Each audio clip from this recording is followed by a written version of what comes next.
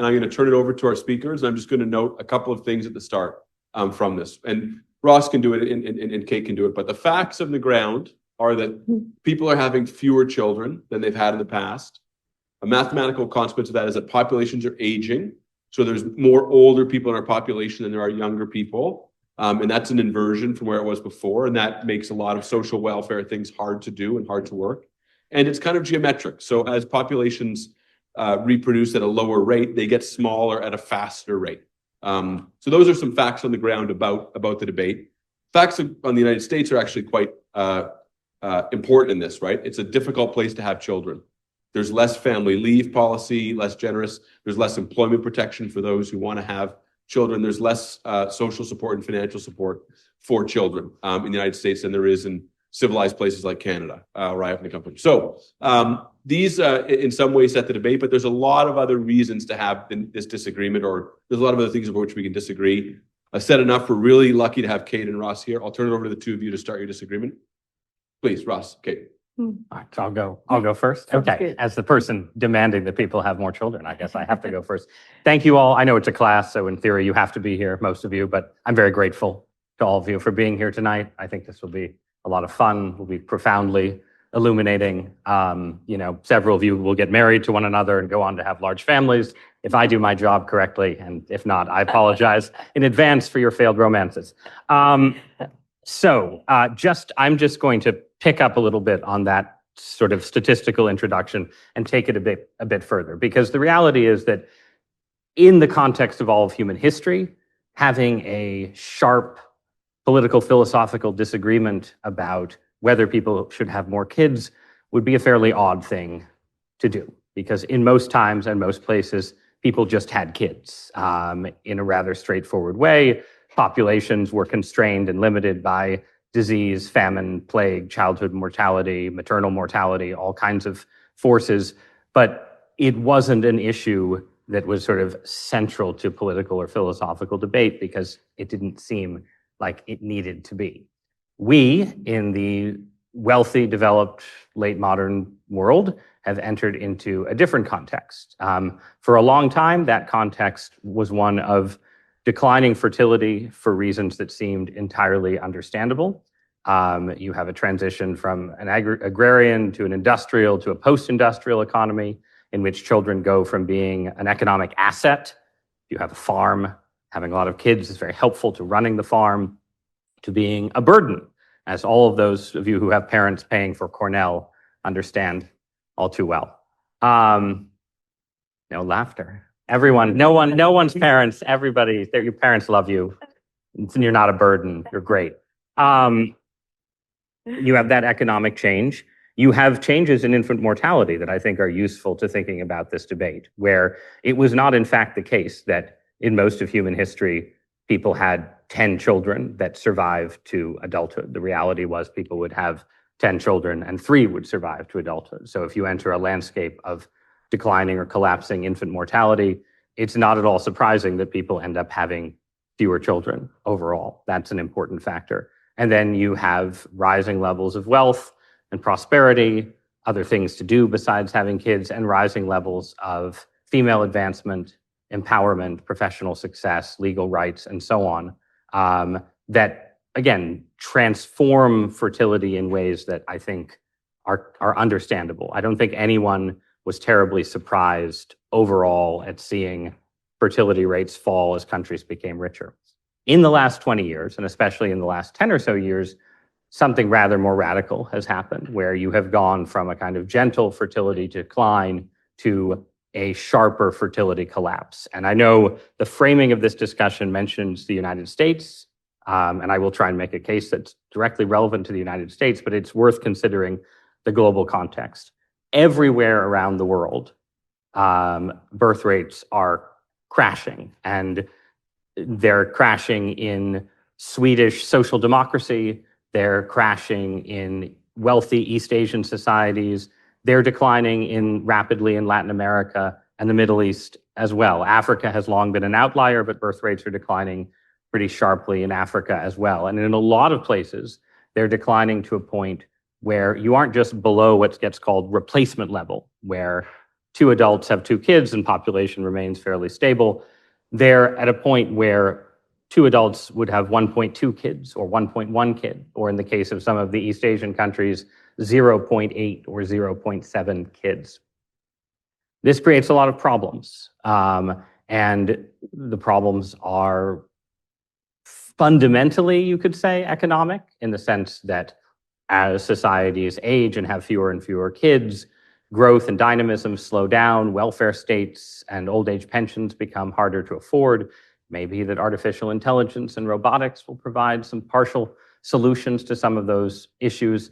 But you still have the more profound reality that, in fact, a society that has fewer and fewer children can very easily get stuck in a kind of what gets called a low fertility trap, where basically societies that don't have kids are not organized around having kids. There's no sort of social expectations around having kids. Kids are seen as a burden and an imposition, and so fertility rates fall further. You see this pattern in various places, but I think it's especially pronounced in countries like Taiwan and South Korea and other places at this point. And so the old age of a society becomes something that's very difficult to escape. But urging people, especially a class full of college students, that they should have children for the sake of the future GDP of their country or the state of the welfare state or anything like that is, I think, not necessarily the most inspiring message. So the way I would suggest that you would think about this issue is that having children is the way that things of value in human societies, human families, human communities, cultures, political traditions, that's how they continue. That is the primary and most profound way that they continue. Now, of course, children don't always believe the same things as their parents. Inheritances are squandered, ideas and cultures disappear. Obviously, all of that happens, but it happens in a slow or distinct or haphazard kind of way in most cases. Societies and communities that don't have children disappear in a much more direct and rapid way. It is meaningful when you're talking about the level of countries and civilizations to say that the literal survival of South Korea or Taiwan or Japan or Thailand as a society and as a culture is profoundly threatened by low fertility. And it's meaningful to say the same thing in the American context about any set of perspectives or ideas that you might value. And I'll turn it over to my sparring partner here by suggesting to her in particular, but to all of you as well, that one of the notable facts about declining fertility in the United States, I think this holds true to some degree in Western Europe as well, is that it is declining faster among liberals and progressives and feminists than it is among conservatives, reactionaries, religious fundamentalists, and so on. And this has, I think, a direct and stark and predictable consequence, which is that the ideas associated with liberalism, feminism, and progressivism are less likely to survive substantially into the human future the longer this pattern goes on, for the same reason that the nation of South Korea or the nation of Spain might also be less likely to survive. So in a general way, for the sake of the preservation of anything that you value, and in a specific way, for the preservation of ideas and beliefs and worldviews that you are deeply committed to, shouldn't people have more kids? Thanks, Ross. Well, I'm so happy to be here, so grateful for the invitation and to get to have the thing that I love, which is fruitful, reasonable, intelligent disagreements where reasonable minds really can disagree. And it was very striking looking at the survey above that the room is pretty split on many of these questions, which I think reflects that you're all reasonable people and you've thoughtfully gone into this class with some background, and it is difficult to think through these issues. So here's where I begin, which is that I care a bit about idea preservation. I care much more about people here and now. And the reality is that, as the piece that I gave you for background reading, I think highlights, my belief is that currently girls and women in the US are in crisis. So it's really striking that 40% of girls and women of reproductive age, aged 15 to 44 in this recent Gallup survey, would want to leave the country permanently given the opportunity. Now, that is a massive spike since Gallup began to conduct this poll in 2008, when it was just 10%. It is twice the number of boys and men in that same age group of younger people. So only about 20% of boys and men would want to leave. So girls and women who are of reproductive age are really dissatisfied, and they are much more dissatisfied than their counterparts in any other developed nation, where those figures tend to hover around 20 or 30% who might want to emigrate. Now, why is this? I think it has to do with what it is like to have a child right now. Because while, of course, girls and women are not the only ones who have children, we're predominantly the childbearing people, and things are not great for the following reasons. So obviously and notoriously, reproductive rights have been decimated since the 2022 Dobbs decision, which made it legal for states to implement total abortion bans, which is now the case in 13 states across the country. And many states have near total abortion bans. And abortion is not just an issue for people who, like me, as a progressive feminist, think that abortion is valid for whatever reason in a slogan, trust women. It's also a huge issue for anyone who could get pregnant or have a loved one get pregnant and things could go wrong. And that is almost anyone in the relevant age group. Almost anyone simpliciter. Because conditions like ectopic pregnancies, second trimester miscarriages, and also fetal anomalies incompatible with life are currently such that physicians are barred in red states from treating these kinds of emergencies in the medically mandated standard of care way. I'll give you an example. In a red state like Texas, ProPublica released an investigation showing that women are going septic in parking lots and in some cases dying in entirely preventable ways because they are having a miscarriage where there will be no live baby, but there is still a fetal heartbeat. So the doctor's hands are tied by usually lawyers and the fear of prosecution, among other factors, from doing what is prescribed in those cases, which is to evacuate the uterus. Again, no matter the fact that there will never be a healthy baby, no matter how much this pregnancy might have been wanted, and the life of the mother is being put at risk.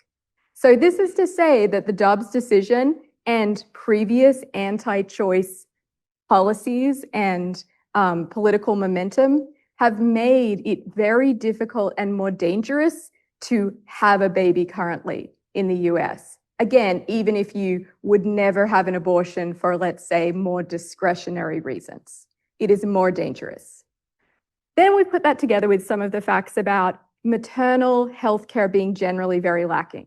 So for Black and Indigenous women, this is particularly bad. So Black women have 3 to 4 times the maternal mortality rate as white women. And it's also a terrible situation for Indigenous women. Some of these divergences are even wider in places like New York City, where very sophisticated studies have shown that this is a racial divide and not a socioeconomic or class divide.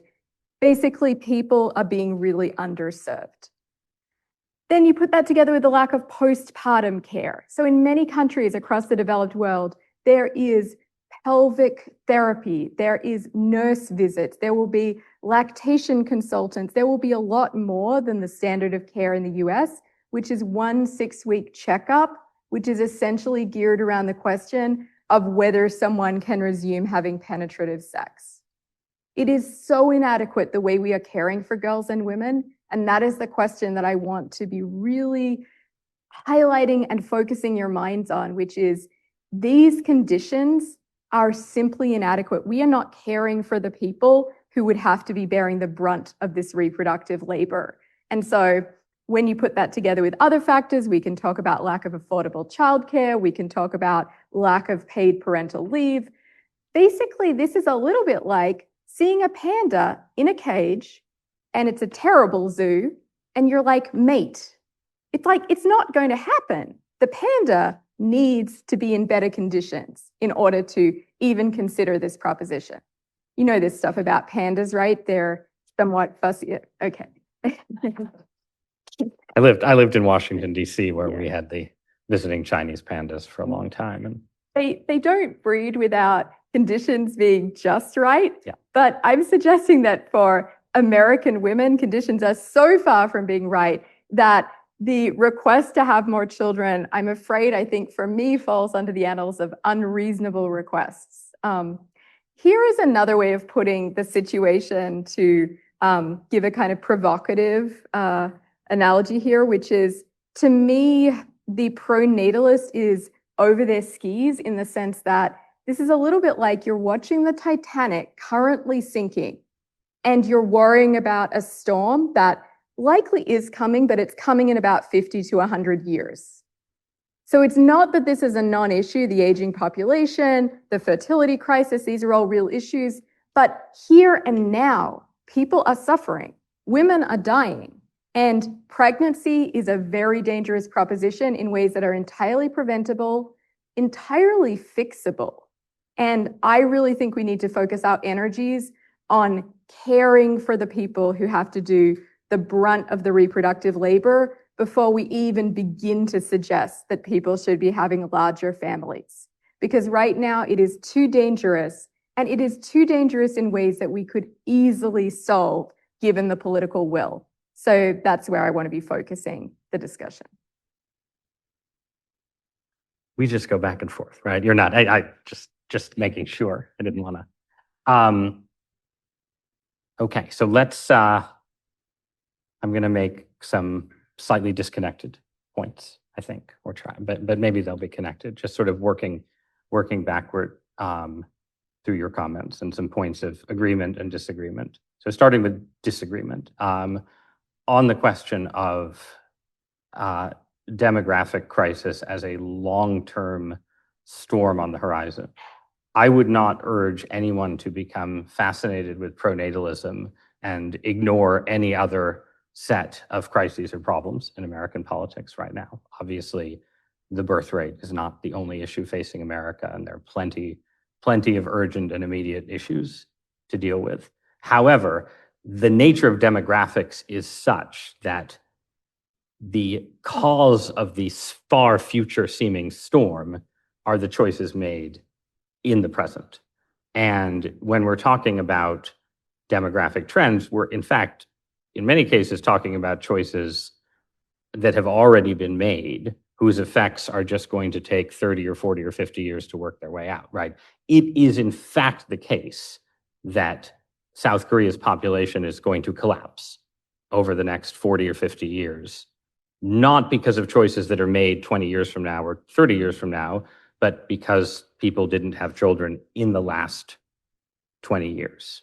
And we can get into, I'm sure we'll get into immigration, so put immigration to the side. I just want to acknowledge like that immigration factors into demographic trends as well. But basically, it's impossible to think seriously about the long-term storm if you aren't interested in talking about the choices that people make now. So that's one point. Second point, a point of basic agreement, which is that any pro-natalism worth its salt has to take seriously public policy around marriage and family and the choices and the specific burdens that are placed on women in particular as, yes, the sex that's most likely to bear kids. And generally, the cost of child rearing, the fact, just the basic economic fact that I mentioned earlier, that children were a very different economic proposition in the past than they are today, right?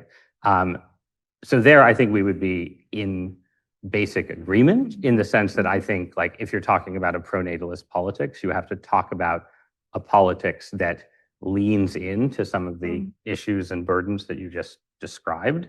I think we would end up having probably some disagreements, maybe implied in one of the questions listed about the best way, the best public policy interventions. But I think we could probably have a pretty fruitful conversation about that.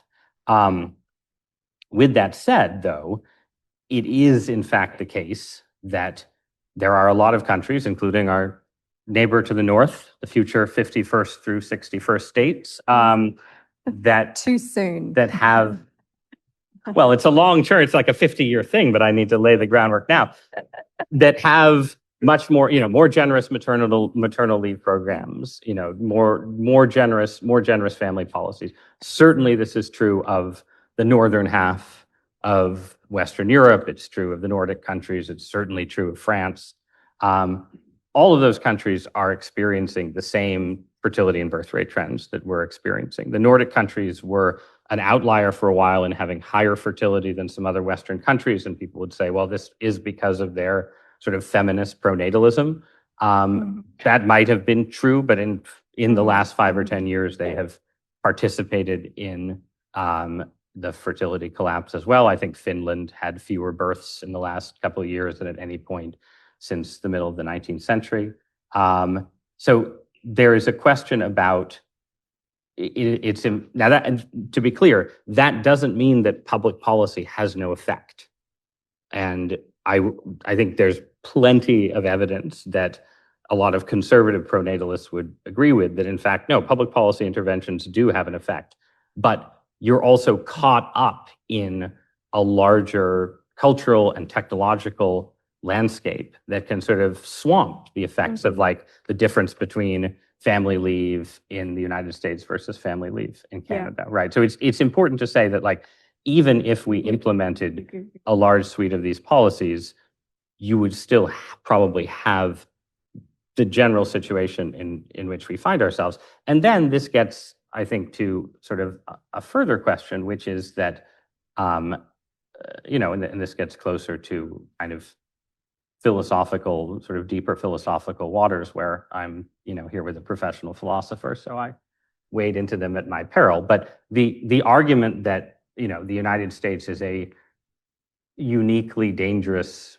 place to have a child, and therefore it is unreasonable to ask people to have children. I mean, clearly the United States is a much safer place to have a child than 99.99999% of all contexts in which all of your human ancestors had children, enabling all of us to be here today, right? So there is a question about like what, now it may be that, in all of those contexts, it was totally unreasonable to suggest that people should have children. That's a view you could take, but I don't think you can make the case that America today is in a unique position vis-a-vis. And then lastly, related to that, it is the case that, Americans, even American fertility rates don't track with public policy in the way that, some partisans of the Canadian system might suggest, right? You have higher fertility rates in conservative and red states. Families are more likely to move from liberal states to conservative states. Now you could say, well, that just means that, the people who feel culturally comfortable under Trumpism or something have kids, and people who don't. And that's a problem. And I would agree that that's a problem. As I said at the outset, I'm an equal opportunity pro-natalist when it comes to politics. But that, I think, also has to enter into the discussion. The last point I'd just make, we don't need to have a long debate about abortion policy. I completely agree that any kind, I am pro-life. I support restrictions on abortion. I think that any such restrictions have to make substantial accommodations for women in those situations. I think there is some debate about essentially you have a number of hospital systems in states like Texas that are basically, for their own reasons, taking a particular interpretation of what the law says that pro-life groups say. There's also variation among pro-life groups, to be clear, but there are pro-life groups who would say, no, the law certainly allows. I think all major pro-life groups would say that the law allows for the treatment of ectopic pregnancy, for instance, just as an example. Some of this, anyway, I don't want to litigate it too deeply, but I think but that alone also suggests that there's some room for dialogue around what those laws should actually look like. Yeah, I really hope so. I think there is a lot of mileage to be gotten in common ground around this issue, because it strikes me that no humane conservative, which I certainly see you as being, would want the kind of outcomes that are currently occurring. I want to backtrack and nerd out on the demographic stuff a little bit, because when I was preparing for this debate, what I expected was to think that, well, the storm is certainly coming in the US and it's going to be really bad, but it's not girls and women's responsibility to fix this problem. But when I dug further into the evidence, what was really striking to me as a philosopher, not a sociologist, not a demographer, not an economist, was that there is actually quite interesting academic controversy over how bad the coming storm of the aging population in the US specifically will be. For example, a recent study published in January, actually, of this year by the Brown economist David Whale showed that by his calculations, if you had an overnight precipitous drop in fertility, total fertility rate to 1, and to give you an idea, it's about 1.6 at the moment in the US, so that would be a massive overnight drop. His calculations were comparing that to a scenario where you have a massive spike in fertility to near replacement of 2.0. He compared those two scenarios, and his calculation was that because of various factors, the difference that that would make in about 100 years is 8.7% consumption per capita difference on average. So over a very long period of time, you get a reduction in standard of living that is, guess what, substantially less than the current difference between the US and Canada. So we would become a bit like Canada in 100 years, according to this Ivy League economist's calculations. But have you been to Canada recently? Cover your ears, Peter. So they have one donut chain. I am not suggesting that I know the answer to this question. I do not as a philosopher, but it is striking to me that pundits are more confident, I think, in the magnitude and likelihood of the impending crisis in the United States compared to the actual controversy and mixed evidence from the people who are really expert in this area and who are having active debates about, well, how bad is this really going to be? And that is something that I don't think is really coming across in the general lines of pronatalists who, again, I'm interested in debating Ross because I think of his position as a more humane, nuanced, non-coercive, non-misogynistic form of pronatalism. But nonetheless, the fact that there's so much more confidence than the academic debate seems to suggest we should have does make me think that there is perhaps some ideology at work, making us feel like women who don't have children are a huge problem, and latching on to the evidence that there will be a problem and being less sensitized to the counter evidence that actually this may be less of a problem than has been believed previously.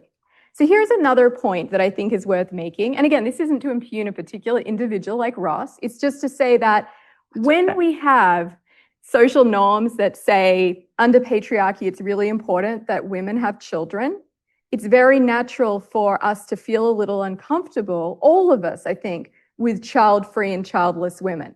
I should say that I'm spiritually a childless cat lady, but actually I have a child. My daughter is the love of my life. And, in a very micro sense, I'm very pro-natalist, or at least pro my kid. So this is just to say that even, I think, in my own deliberations as a avowed feminist, there was a part of me that thought, well, being child-free as a woman, it just feels like, it feels a little uncomfortable. And I do think that that can mean that when it comes to the discourse, what happens is, again, people latch on to the worry about a future where people are having fewer children, and they don't think either about the counter evidence as to how big of a problem this will be, and they also don't think about the pros.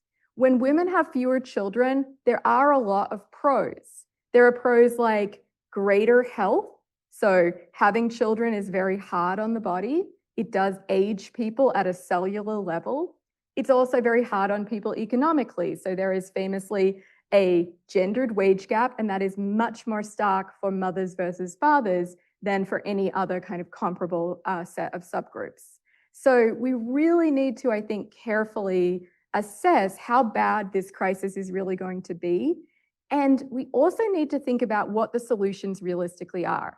Because I think another really important point of common ground between Ross and I on this issue is that, Ross and me on this issue, is that there are limits to what any pro-natalist policy that is humane will do. Suppose we went like really whole hog and greatly encourage women to have children. That might get our fertility rate from 1.6 in the US to 1.7. That is not going to make a big long-term difference when it comes to these calculations of what's coming for us in 50 to 100 years. Again, whether David Weil is right or whether people who argue against him are right, it is, as the sociologist and demographer Philip Cohen put it, this is a non-solution, because for demographers, there's no solution to a lack of babies born yesterday. So the solution is going to be immigration in the United States. Now, that is not going to work at a global level to prevent population shrinkage, of course, because it would be like borrowing from Peter to pay for Paul, right? But again, Cohen is someone who believes, as a sociologist who, again, is the expert on these issues, that global population shrinkage is not such a big deal. It is like going back to, in 100 years, about the number of people on Earth as we had in the 90s. Did we really think in 1996, there's a huge lack of people, there just aren't enough of us on Earth? Like, that to me would be a very rogue and unusual thought. And yes, there will be big changes. Yes, we will have to make big adjustments for an aging population. But I think there are solutions to that which come again in the United States via immigration, but also come from making different social and economic arrangements that have to do with extending humane elder care in ways that do not necessarily involve multiplying younger generations in ways that simply are not going to happen. It's just a dead end policy-wise. The modest gains we will get will be swamped by other factors, and long-term, the storm, however big it is, and again, I don't know the answer to that question, it's not, I think, going to be solved by a pro-natalist gambit that is at least humane and non-coercive, as Ross is line on this. Not the Republic of Gilead, yes, right? Yes. All right, let me doom it up a tiny bit for a minute. So first, to concede, the United States is in a much better position than really almost any country around the world, certainly any developed country when it comes to this issue. We have higher native fertility rates, and we're very good historically at assimilating immigrants, which is not true of every developed country in the world. That combination has kept us younger than many, many other countries, and will keep us younger than other countries for some time to come. I can't speak to the particular paper, but it would not surprise me if the hit to GDP in the US over 50 years of population aging and eventual population decline is not commensurate with scenarios of total collapse, and so on. That is not, I would say, true in many, many other countries. Now, I think older societies, to be clear, older societies are, when we talk about collapse, what are we talking about? Well, we're not probably talking about older societies all falling into civil war because they'll be very old, right? It will be a curious kind of future. It's not sort of, it's not sort of the apocalypse is imagined by people who were worried about overpopulation 40 or 50 years ago. We're much more vivid, teeming masses of refugees, people starving, overwhelming cities and systems and so on. Obviously, that isn't what happens. But what happens is you don't just go back to 1990.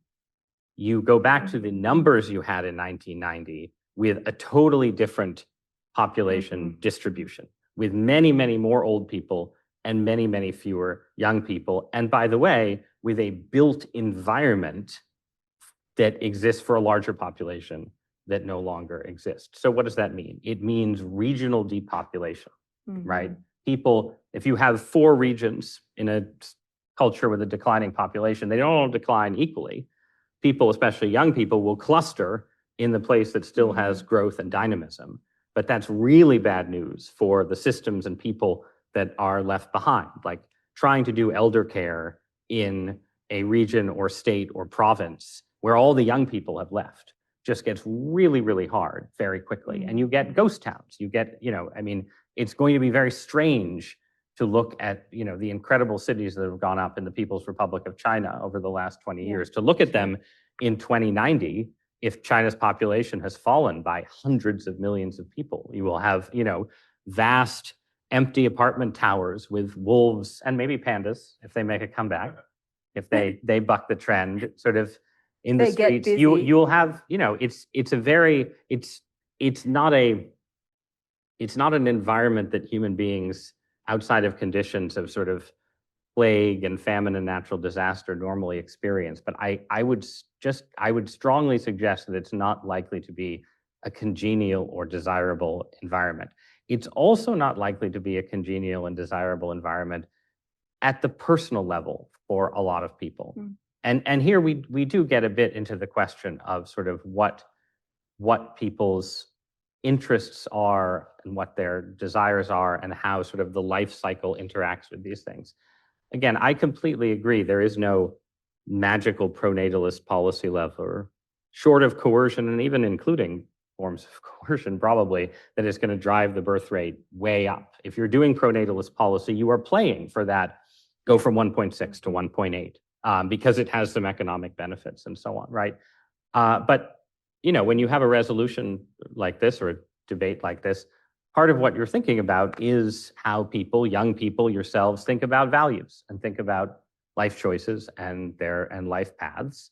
And I would say that this is not about, this is not just about how women experience sort of early 21st century cultural life. It's also about how men experience it, right? That we are given a life script that really strongly emphasizes education, career, professional development, achieving perfect financial stability before you even start finding a life partner, let alone before you consider having kids. That is a dominant script in American life. And it's become more powerful in the last 20 years. Like if you look at, there's Pew polling on this. It's not just among young people. Parents will say, it's much more important to parents, according to Pew polling, that their kids are sort of financially stable and successful than that they have grandkids. That would not have been what the polls showed 30 or 40 years ago. But these are the values that we have today. And there are good reasons for those values. Is the case that having kids is economically burdensome? All of that is true. At the same time, over the long term, there is tremendous value, personal value, in your relationship with my relationship with my children, and my parents' relationship with their parents, and in my children having grandparents. These networks of close kinship ties seem less important, are less important. Like my relationship with my parents was not that important in my 20s when I didn't have kids of my own. It was, it mattered to me. But, when you're young and sort of doing professional advancement, those things you can underestimate just how important those things are. And so part of the pro-natalist pitch is a cultural pitch. It is to say, look, you need to, when you are making choices, like right now about, just as simple a choice as you date someone in college, and do you break up with them after college because, gosh, marriage is so far away? Like, these are choices that I remember well from my own time, right? And our culture currently pushes you towards a prioritization of professional advancement that leaves women especially, but this applies to men too, with relatively narrow windows in which to find a spouse and have kids. And that is part of the story. And it's absolutely not just on women. The argument here is not that women are letting the side down. I mean, the biggest reason for fertility decline recently is a failure to partner, that men and women are just less likely to date and have sex and get married than they were when I was most of your age. That's a change that's connected to a lot of forces that we can argue about, including the rise of Donald Trump, I think, absolutely, and the the unhappiness of more liberal-leaning women in those circumstances, politics, the polarization, sexist. Anyway, all these things enter in. But what I'm suggesting is that it's not just about GDP. It's about the value of human relationships, intimate human relationships. And of course, not everyone needs to have kids. People can live wonderful lives without children, can have all kinds of commitments and so on. But I guess this is the last thing I'd say here. I think part of the problem that we have as a society in this unusual world where people have unusual levels of reproductive choice are the relationship that you have with your child is just really, really hard to conceptualize fully before you have it. But that means in turn that it's really hard to weight that relationship as against other potential goods that you might pursue in your 20s and 30s, because you tend to think of it as like, I will have a child, like that child over there. Is there any children? Yeah, like that child over there, picking its nose, there. I mean, do I really want that child? That child doesn't look that great. But the reality is you don't have a child. Have you met my child? You have your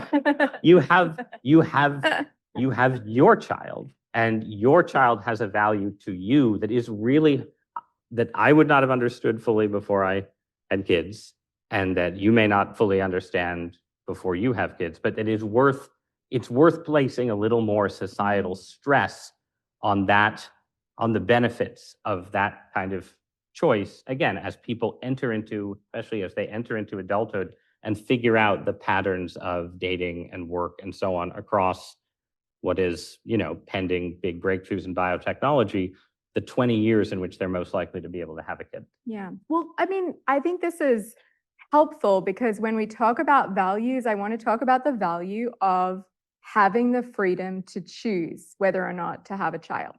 And the really big story that is the 20th century for women is contraception. Effective, accessible, and safe contraception. Who knows for how much longer in this political climate, but this is something that radically changed the possibilities open to women, and that technological advance is largely responsible for egalitarian gains that were enormous. We have made such rapid feminist social progress in the direction of, say, educational attainment for girls, for women's professional accomplishments, for all kinds of measures of what can be valuable in life, which I see as in no way competing with, but rather complementary to the idea that for some people, some of the time, children can be part of a rich life. But the idea that actually getting to choose to have a child, which was something I did at the age of 36, when I was in a position where I felt I could have that relationship that is so precious, and also involved having enough time to really devote to my particular child and to get to know her intimately, I see the freedom that I had to choose that and the knowledge that it was a conscious choice and something that I did not because there was no other option or it was basically coerced or there were no other technological availability of contraception just wasn't there, or I couldn't get an abortion. None of this was the reason I had my child. I had my child because I chose to have my child. And that, I think, is part of the value that really is part of this story. I think one of the discoveries, very unsurprisingly, that we've made in the 20th and 21st centuries is when women have the option of choosing how many children to have approximately, they choose fewer children than they would without the advent of modern contraception. That is terribly unsurprising, and it is something I think to be celebrated, even if it does result in costs. And yes, it will result in costs. We will have to make real adjustments to how we do elder care. We will have to make real adjustments in how we do childcare, for that matter, because we will have very different ratios in terms of availability of caregivers and much more problems of a sandwich generation. However, here is another thing that I would say. a lot of this conversation, and I don't think Ross is actually at all guilty of this in this particular domain. I will take you to task for your "Have Women Ruined the Workplace" headline later, but we're in my workplace, so I know that I'm good, right, Sean? I haven't ruined it yet. Go on. Go on. We can talk about well, podcasts and how headlines are written in a separate. I know you didn't write the headline, but it was apt. It was apt. Anyway, in this domain, Ross is not guilty of this whatsoever. However, I would say there are some pronatalists who are not thinking about boys and men.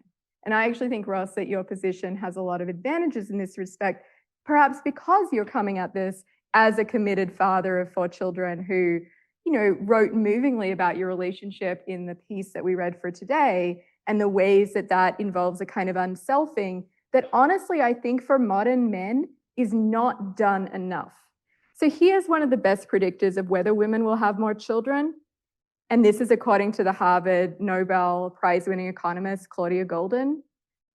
It is whether men participate in household and child-rearing labor. Women are smart, women are rational, women are people, and we understand that if we don't have a partner who's willing to step up, and most women are having children still in heterosexual relationships, of course not all, and these are shifting social norms, of course, and to my mind that's entirely a thing to be celebrated again. But for women like me who have children with men, a very good predictor of whether we will have a child at all or have more is whether we can expect the kind of co-equal parenting partnership that is, again, to me, a source of enormous value in my own life, is an enormous source of value in my daughter's life, in my husband's life.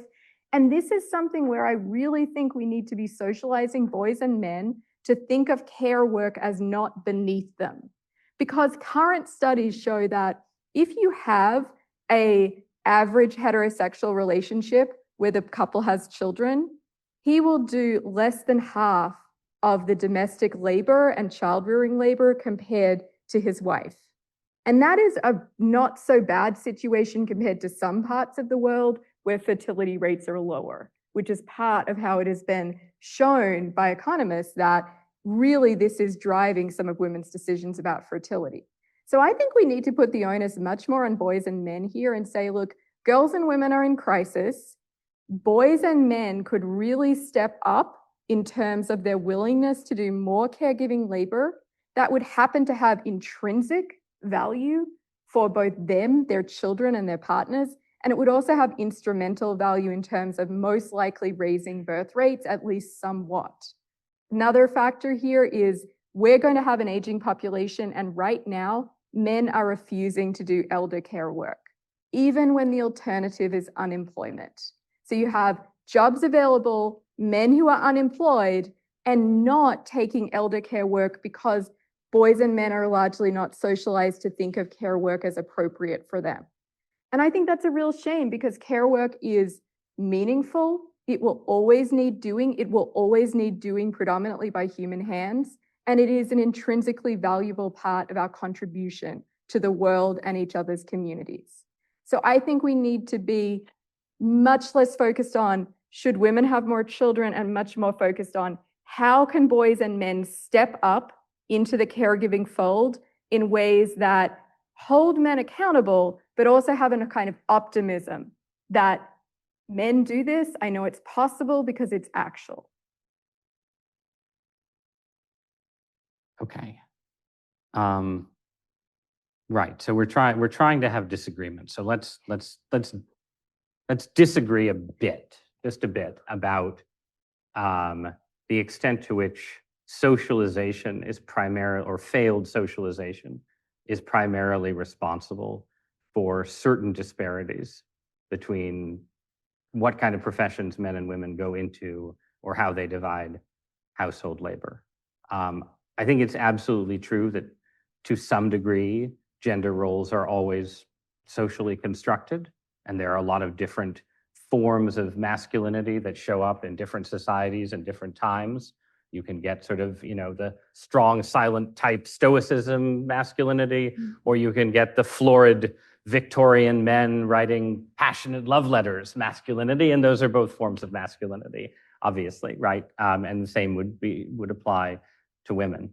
At the same time, there are substantial biological differences between men and women that do shape sort of persistently the paths that people take through life, the choices they make, the professions they're drawn to, and more basic things like how they end up dividing the housework. It is not merely an artifact of socialization that men are more likely to mow the lawn and take out the trash, and women are more likely to have strong reactions to a over-cluttered interior. I think that those things have biological as well as cultural roots. I think that men are, a sort of strong, violent, testosterone-addled half of the species, and it's not surprising that that half of the species would be less likely to end up in care work than the other half of the species. And I think that that can change to some degree, but that there are limits on how far socialization can push against gender differences. I think, sorry, go ahead. You know how we know this is false? How Because do we know it's false? do this child rearing and home production labor under a certain condition when they get divorced. So they can do it and they will do it. They know how to do it and they value the fruits of this labor. They're exploiting women in caregiving relationships. I don't have statistics on the house cleaning habits of divorced men ready to hand. I do know some divorced men with kids, and I have not been overwhelmed by the scale of their domestic artifice. But be that as it may, your friends. That sounds like your friends. My friends are all these are all nice liberals, and I don't even have that many conservative friends. No, I'm kidding. I have friends of all political persuasions. I do know, however, the statistics on how much time men and women respectively spend with their kids. Those statistics have changed a lot in the last 50 or 60 years in ways that I think also contribute to the declining birth rate. There is much more of an emphasis on overly intense parental involvement, helicopter parenting, and so on, that has changed the way both sexes relate to their kids. Men spend today more time on childcare. I think this is right. You can fact check me later. On childcare than, or at least in some kind of, intimate companionship with their kids than women did in the 1950s. So in that sense, you can argue, well, that shows men can change, and they have changed. Okay, but women spend even more time, and so there's still this structural gender gap. And we're not going to resolve this disagreement. You could say, well, this just shows that the social construction of gender persists even under these changing conditions. Maybe so, or maybe it suggests that you can change conditions in ways that do make men step up to the plate. It's absolutely the case that my father was a way more involved father than his father was. And that was good, and it was a good thing, and we should encourage that. But if you change the context and say parents spend more time with their kids, men step up to the plate, and women start from here and step up even higher for reasons that might have something to do with the less eradicable differences between the sexes. But be that as it may, let me say something about contraception and women's choices. It is 100% the case that the sexual revolution, the availability of contraception, all of these things has changed the way women have kids, the number of kids they have. The question is, where are we now relative to what women actually desire, right? So if you're taking women's desires as normative, then you can look at data where women are asked, what is their ideal family size? And what you see is there is a decline, absolutely, since, certainly since the baby boom, which was itself kind of an outlier, but there's a general decline, right? And women under modern conditions want somewhat fewer kids, but it's not a decline from 7 to 1. I think it's more of a decline from 3.5 to 2.2.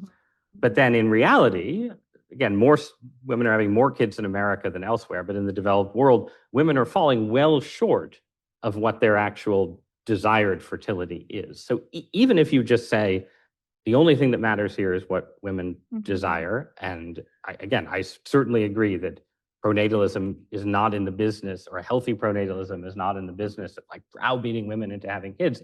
There's still something that's not quite right here. And it's not quite right, again, across a wide range of countries that have a wide range of policy regimes. Now, maybe it, again, just comes back to issues with men, and that men, men have stepped up, but they haven't stepped up enough. Men have not adapted enough. They're not attractive enough partners. Therefore, women and men aren't pairing off. Therefore, women can't have the 2.2 kids they want because the men just aren't there. But then there's a final wrinkle, which is that men are also in a somewhat difficult position because, on the one hand, yes, the message of feminism is, egalitarianism, share the housework, men should be working in caring professions, all of these things. But then if you look at a lot of data on female preferences, there is still a strong preference among women, not just among reactionary Republicans or whatever, to have a husband who makes more money than them, who is capable, who maybe isn't the primary breadwinner right now, but is capable of being the primary breadwinner when the woman is pregnant or has a new baby or things like that. There is still a strong demand for and desire for men to play a certain kind of sort of primary breadwinner role that, itself requires a certain kind of balancing, where a man who is expected to earn more money by his prospective spouse may indeed end up spending less time on household chores. So it's not as simple as saying, oh, if only men would step up. There is still there's a female incentive towards and desire for certain aspects of traditional gender roles that are themselves connected to the fact that it's really hard to have babies. And it actually totally makes sense. If you're a woman and you want to have 3 kids, of course you want a husband who can be a primary breadwinner during those years, because it's really hard. Well, so there's just a lot of complexity point, here. like, Kate, I'm going to give you the last word and then Okay. Q&A. Alternative explanation. So Corinne Lowe, the Wharton economist, has shown that men's performance of household labor is utterly inelastic with respect to how much a woman is earning. So it can make sense to want certain kinds of configurations because men don't actually do more when women are earning much more money. So in households where women earn 4 times as much money as men, they still do more domestic labor and childbearing on average, which is, again, producing these very dangerous feedback loops where then it's held to be some kind of natural preference instead of an acknowledgement of the reality that men are simply, again, not stepping up in ways that would be economically rational. Another quick data point is just that 45% of primary earners in America right now are women. So even if there was some biologically driven desire for male providers, it's not actually panning out in reality. So, we need to be really careful about survey data that, again, is responsive to what women realistically expect of men. Again, I'm optimistic this could change, but we also need to be very clear that women are almost on par with men in terms of being primary earners. And certainly 75% of women with a kid under 18 are in the paid labor market in some capacity. So whatever people want, gender roles are not panning out in the ways that patriarchy would dictate. This has been great. Thank you very, very much to Ross and Kate.